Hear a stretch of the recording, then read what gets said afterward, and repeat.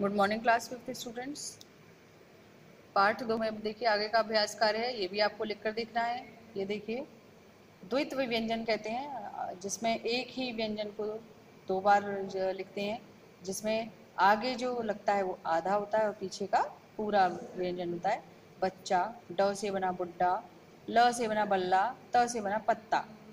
आप कोई और शब्द भी लिख सकते हैं इन संयुक्त द्वित्व व्यंजनों को लेकर। और ये देखिए दूसरे हैं सच्चा, गुड्डा, छल्ला, गत्ता। संयुक्त अक्षरों से बनाने हैं आपको दो दो शब्द। द्वय विद्यार्थी, द्व द्वारा, छ स्वच्छ, प्य प्यारा, विद्यालय, द्वार, अच्छा, प्यास। आपको और शब्द भी हैं, आप अपनी किताब में ढूंढिए, वो लिख सकते हैं आप। ये जरूरी नहीं है यही हो, पर वो संयुक्त अक्षरों से मिलकर बने हो। अब आता है आपका र का प्रयोग रेफ और पदेन। रेफ की मात्रा ऊपर लगती है, पदेन की मात्रा नीचे लगती है। कर्म, प्रखर, ड्रम, वर्षा रेफ है। प्रसन्न पदेन है, ट्रक पदेन।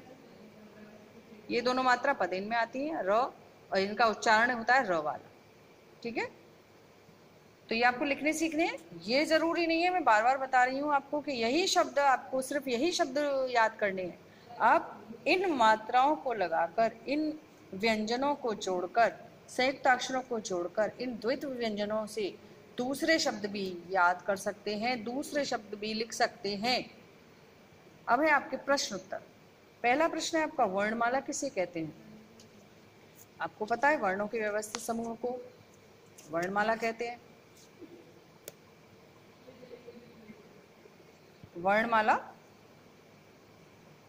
किसे कहते हैं? उत्तर है आपका, वर्णों का व्यवस्थित समूह वर्णमाला कहलाता है। स्वर वर्ण के कितने भेद होते हैं? 3 होते हैं। उच्चारण में लगने वाले समय के आधार पर स्वर 3 प्रकार के होते हैं, ह्रस्व, दीर्घ, प्लुत। स्पर्श, तीसरा आपका प्रश्न है, स्पर्श व्यंजन कितने होते हैं? उत्तर याद करेंगे हम।